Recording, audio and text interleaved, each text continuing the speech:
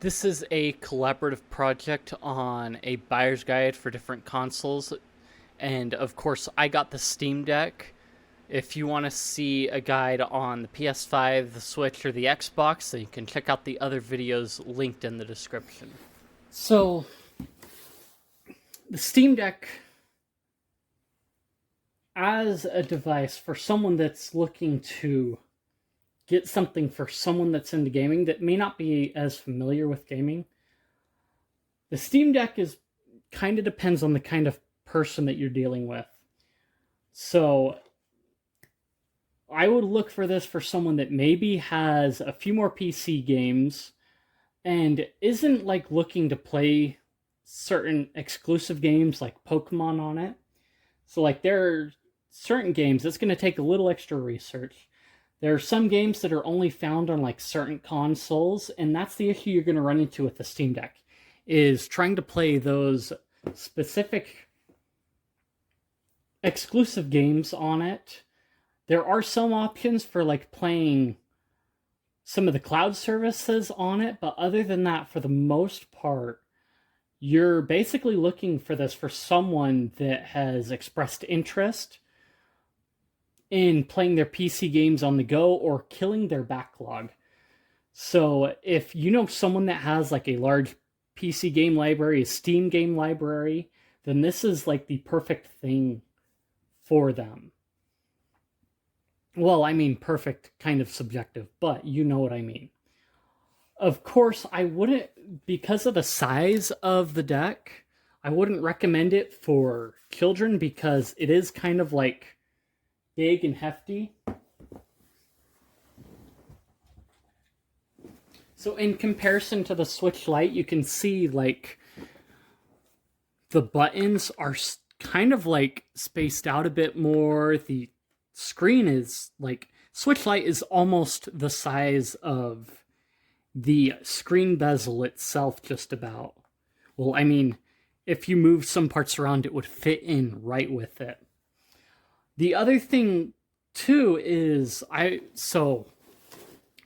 rather than getting it for like a young child, I would say your age range is like a teenager on up.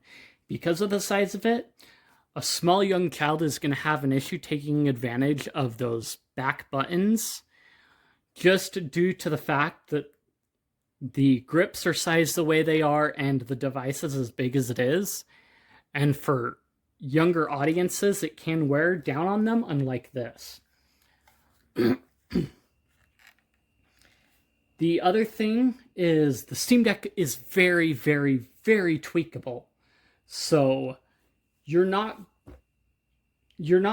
going to just have the same thing on this as you are on the Switch.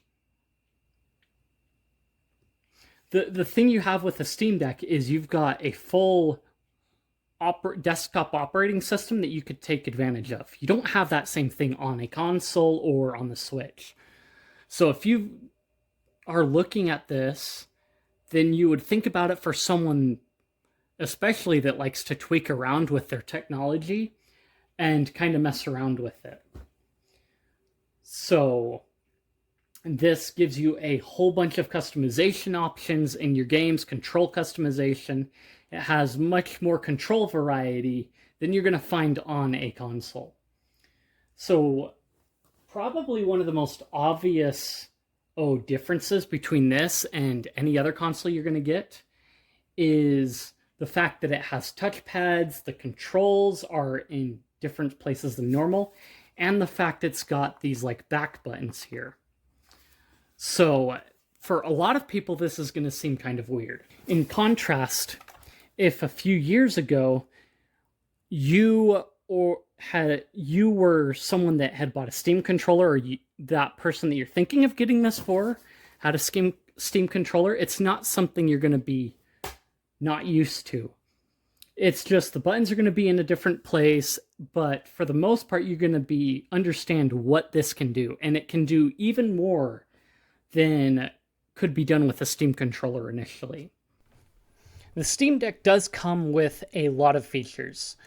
Being based on the Linux kernel and Linux distribution operating system.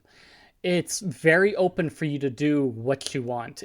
If you go into desktop mode, you've got a full desktop at your fingertips to take advantage of. You can plug it into a monitor, plug in a mouse and keyboard to it, and you can use it as a desktop, a standard desktop and you have laptop power to it. It's probably a more mid-range gaming laptop spec-wise in comparison, but you've got that option to mess with it that way as well. So that, I would say, is a pretty cool feature to have that you don't see in a lot of handhelds or even on game consoles out in the market currently.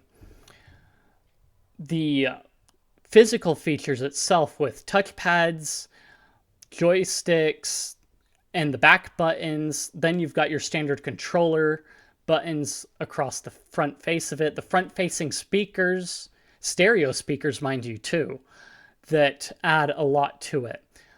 Unlike the Steam controller previously, the Steam Deck does not feature the dual stage controls. So the Steam controller had a dual stage to it to where you would pull in, it had the analog, and then you had a tact switch or a button at the end that would click for you. The Steam Deck emulates that with its haptics to an extent, but it doesn't have that same feel. And then the bumpers are, of course, less clicky.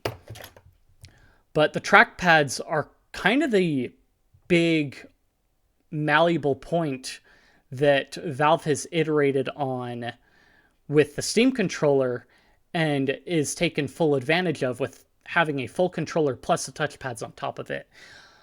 Inside of Steam, you've got a bunch of things you can do with the trackpads, from mouse regions, which basically move the mouse to a certain section of the screen and let you select things in that region of the screen.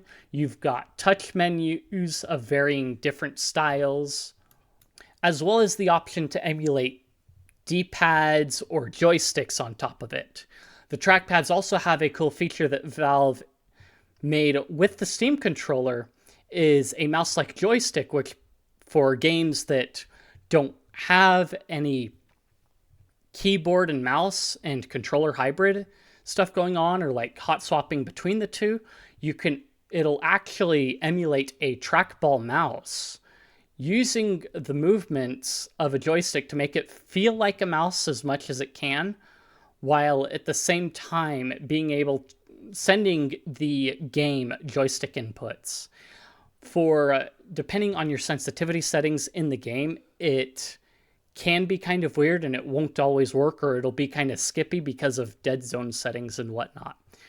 But those can be tweaked. And that's another thing, is on the Steam Deck, if you're one of those people that like to mess with things and fine-tune things, you've got that whole option here on the Steam Deck. In the controls alone, you can tweak things and fine-tune things to be just right. But you can also do that on the performance side as well by dialing in your frame rates to save battery, dialing in CPU throttling, thermal throttling, and things like that. And you install plugins into it, and you've got even more control on how much you can do with it. And part of that is due to the fact that they are using a Linux kernel, and they've customized it for the hardware on the Steam Deck specifically. And in the Linux kernel, you can tweak things a lot more than you can with the Windows kernel. Or the NT kernel in Windows. But those things are basically your biggest features that you've got, is being able to tweak it in. You've got a full desktop operating system you could take advantage of. But for the most part, as a game console, you can really run it really well. It's got great enough hardware to emulate a lot of systems, too, that people have shown off. You can install emulators in it. RetroArch runs fine on it, so if you want to mess around with emulators, there's an option for you. And if you are a family that has a bunch of Steam accounts, you can take advantage of family sharing and parental controls on it as well.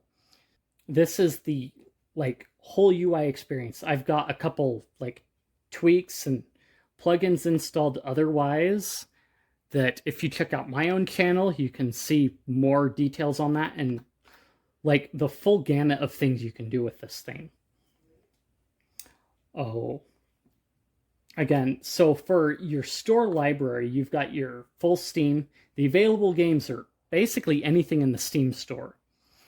So you've got the Steam store you can take advantage of, categories, and being as it's a Steam store, it's not going to be the same as your Nintendo Switches or the PlayStations, where it's more of a walled garden, where they verify a lot of things to the same rigorous standard.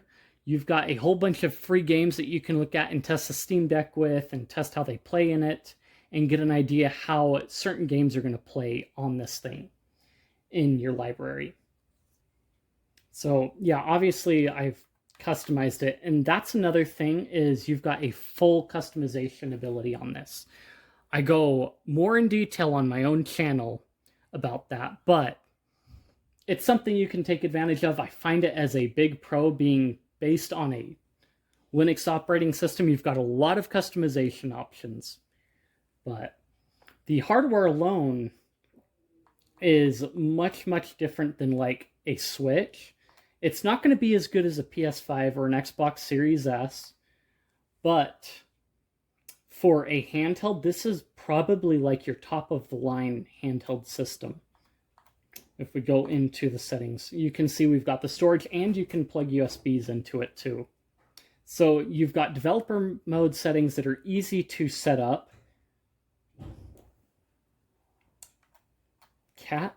Valve has their own custom hardware built here using AMD. And there's a lot of community support that goes into it too, being as they're running it based off of open source architectures. So community adds in, sends stuff up to Valve to implement in, and Valve is able to implement some of that. Not everything, but they're able to do some of it, and then the community basically pushes those things that Valve couldn't do for legal reasons out so that the community can take advantage of it. So one of the other cool things you've got with this is desktop mode. Some people may find this a con. I find this quite the pro, is that you can use a full desktop on your Steam Deck. It maps the controls for like different mouse and keyboard things, but you've got it pretty well set up already. And this is basically where you can install a bunch of your tweaks and all that. So you've got a full list of regular applications that some of you may even be familiar with already that you can install and set up. Again, this is a handheld where you can take your PC games with you. So I've been able to play various of my games on it just fine. And just in different places, like out on the deck at night, laying in bed and what have you. And the tweakability of the controls lets you make it so that you can play just about any game on this thing, including some old games that were not built with controllers in mind. It may not be as small as some of the other options you have, but it's quite nice. And Valve has implemented more ways to customize this thing in recent updates as well. So one thing you're looking at is there are a lot of updates that keep coming out for this thing. And people have noted that a lot of other companies don't do that. Like you'll have an Xbox release and there won't be like the same frequency of updates and the same number of features implemented in those updates on your consoles like there is on the Steam Deck. That's kind of one of the big pros with it. I mean, you may find having to use Linux as a con. You're not going to have an easy time installing, like setting up Windows on it. It's not going to run as nicely as SteamOS will. So trying to install Windows on it can be kind of taxing. They do let you do it, and they have the drivers for it. But doing it can be kind of unwieldy somewhat, depending on your experience and your know-how on doing it. Out of the box, the experience is pretty good. One of the other pros that you have is the ability to install like a full library of other storefront games like Origin, Epic, and GOG and so on, which I have actually done. So you can see I've got emulators here and various other games in here as well. You've got, so with Steam Input, you're able to relay certain controls to the game, even non-Steam games, to be able to make them work. So another pro with it too is they do send a case with it. They ship the Steam Deck in this with it, so you've already got a carry case with it. So you're not having to look for a carry case to protect your Steam Deck. It's already there. Or the person you're buying it for doesn't have to search for one. Comes with one. It's got like a slight handle, kind of bunch of cool stuff that way. So again, and another pro is it's more ergonomic out of the box actually. So like a lot of the common controllers you're going to have, it has those grips, but with something like the Switch, right out from the get-go, you had no grips on the back. So everyone gets a grip for their Switch because playing this thing for hours on end is kind of unwieldy. Whereas this thing, I don't have like my fingers cramping because I've got something that I can grip on. So the ergonomics of it alone is advantageous over many other handheld systems. But for controllers, I mean, the controller's built in. You are forced to take controllers with you if you want to play it with your friends and play it somewhere else. You have to take the other kit, a bunch of the kit with you in order to be able to play multiplayer games on it.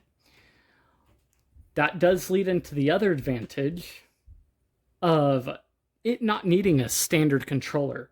I can sit here, I can connect my Steam controller to it, along with like 8-bit DOE controllers and Switch controllers to it. So I'm not limited by the type of controller I can connect to it, be it DualShock or what Xbox controllers. They'll all work on this thing, and Valve has worked Steam Input such that it works with even generic controllers. So you've got that advantage. So if your friends could have controllers at home and you just plug them straight in with the hub, of course, and you're ripping and roaring and playing any multiplayer games that you have on the Steam Deck.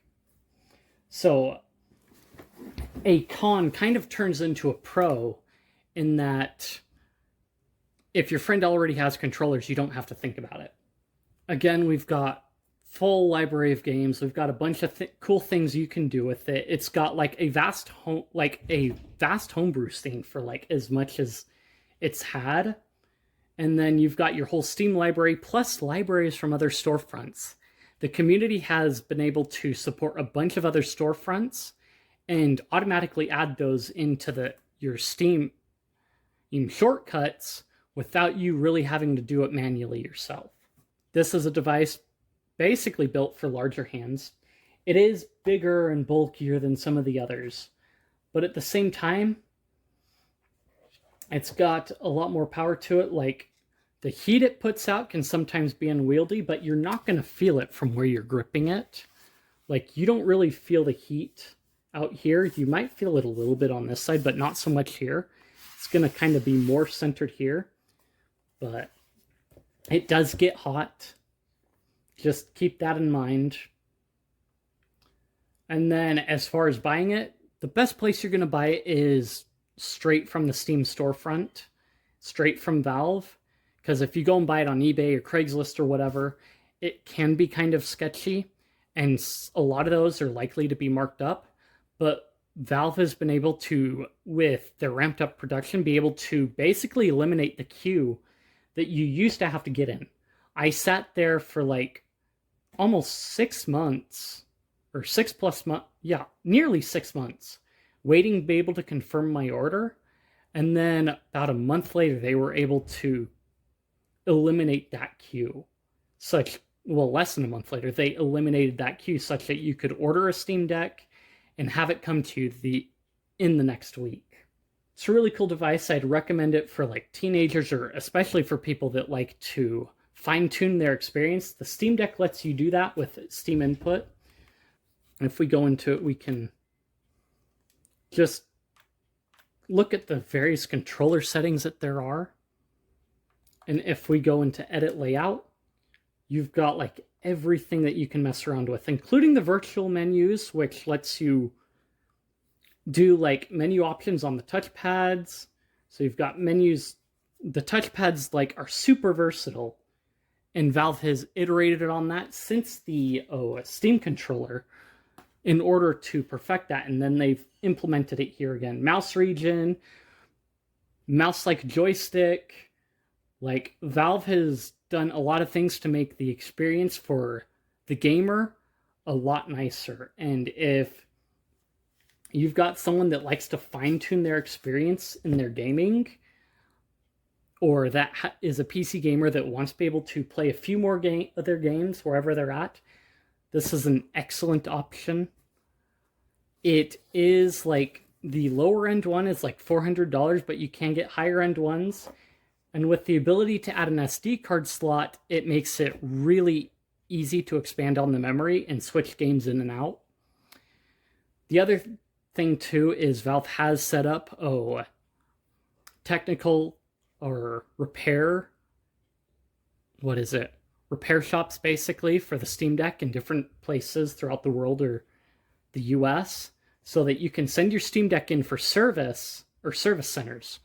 You send your Steam Deck in for service and you'll get it back, and they'll try and keep your data on it as much as they can. Basically, a whole bunch of features. If you're looking to buy it, you're going to sink some money into it, but whoever you're buying it for, or if you're buying it for yourself, probably going to really appreciate it. Especially if they like messing around with their stuff. If you found this guide helpful in your buying decision, then let me know with a like, a comment, or if you think I forgot anything important, then comment about that.